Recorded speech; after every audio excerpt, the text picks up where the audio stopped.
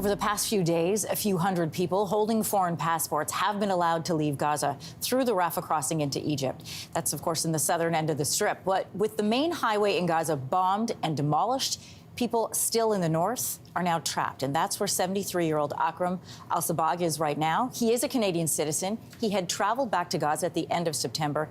He is now stuck there. His daughter, Samah, is joining us this morning. Samah, thank you so much for being with us. I'm sorry for the stress that I can't imagine that you've been living in this almost a month now. Can you please take us through what your father has gone through since the war began?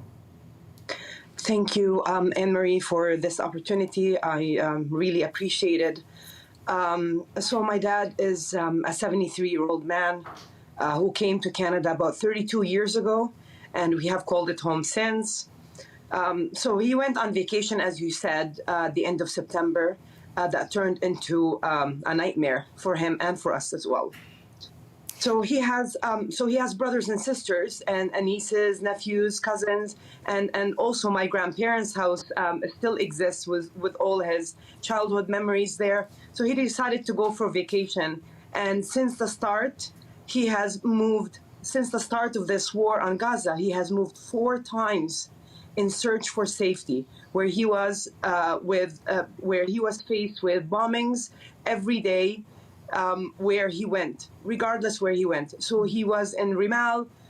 They were bombing it really badly at the beginning. So he moved to Tel El Hawa, and they started bombing it there. And I remember being on the phone with my father and hearing those bombings that are taking place around him, and it was really scary, and my dad was very scared. Then he moved to Al Jala because they thought, well, it's been bombed already, so most likely it's not going to get bombed again, and it's probably a safer place for them to be. And then guess what? Again, he still got bombed. So they were looking for a safe place to be. And they told him to go south, and he did, with my uncle and his family, to stay with their in-laws. And so it was a really bad situation, and it's really families housing families, sharing limited water, food, lack of electricity, lack of internet connectivity. It's been really awful trying to get a hold of my dad every day. We try to call him every other hour just to check on him. He is losing hope. Yeah. Literally, this is the least to say, and we just keep calling him because we don't want him to do that. So he moved back home to northern Gaza, because he might as well. Because if he's gonna die here or there from the bombings, might as well die in his parents' house, where he grew up. So he saw the sufferings of the people in Gaza and witnessed the killing of my cousin and her whole family in an Israeli airstrike. Samah, I am so sorry for what your father's going through. We were just sharing some beautiful pictures of family members of him. He's 73 years old. I can't imagine the worry and concern you have for him, especially because communication is so limited. You have been in touch with Global Affairs Canada, your MP, the Canadian Embassy in Egypt. You've reached out to everyone that you can think of. What are you hoping they'll be able to do to get your father out? And how is your father doing as of today, as of the last time you've spoken with him? So now he's stuck. He's stuck in the north, and he needs a safe passage to the south. That's all we're asking. We're asking for the Canadians to leave. We're asking for people like my dad to come home to their families.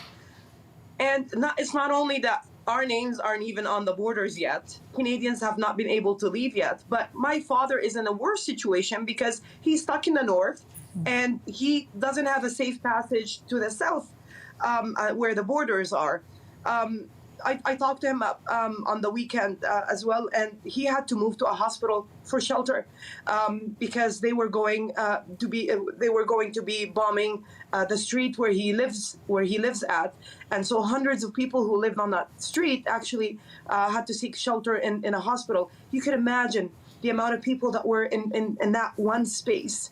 Oh. And even then, when we were talking to him on the phone, we said, Baba, are you sure this is a safe place for you? And he said, well, it's a hospital. Hopefully, it's a safe place. But to us and with everything that we're hearing and we're seeing, I'm not really sure that was a safe place. So the whole night we were not sleeping. You can see my face even. We haven't slept for the past 25 days because we are so worried about my dad. We have not left anything. As you said, we've talked to the Global Affairs Canada. We've talked to the Canadian Embassy in Egypt. We've talked to the Ministry of Foreign Affairs. I've been in touch with my MP every single day, just trying to get answers of when are you going to get those Canadians out. Mind you, Anne, 19 flights came with carrying Canadians came out of Tel Aviv. 19 flights. But yet not a single Canadian was able to leave, except that one Canadian that we've heard of that just left, and that wasn't even planned. It's just he was lucky to leave. But you know, how lucky are the other people? Why do I feel that my government has this double standard?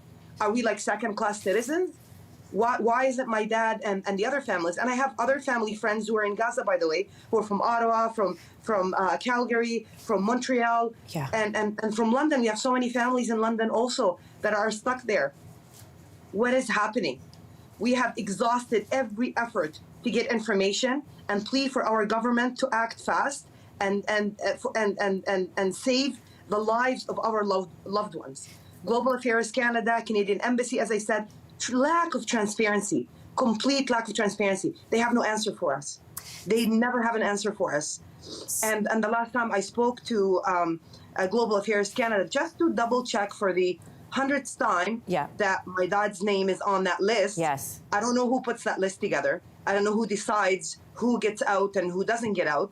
But I need to make sure that my dad is on that list when it is time for Canadians to go out. So I call upon our Prime Minister, Justin Trudeau. I call upon our government to please cease fire. It's not just for the safety of the innocent people who are there, but also the safety of your own citizens, of our family members who are stuck there. And this is what we're calling for, just an immediate ceasefire to protect them and a safe passage, a humanitarian corridor that can take my father and other Canadians who are in the north down to the south. Even with the aids that have been coming in, it's coming in through the south end. So how much of it is going up north? None. Sam, I can hear not only the frustration in your voice, but also the emotion when you talk about your father being stuck there. And I can understand each and every one of those. Thank you for coming on today. Thank you for sharing it. I wish you the best. Please keep us up to date on how it's going. We should mention that we did reach out to Global Affairs Canada for comment. They did not get back in time for this interview. Hey, thanks for watching. If you liked this, be sure to subscribe here, or you can check out more Your Morning videos right here.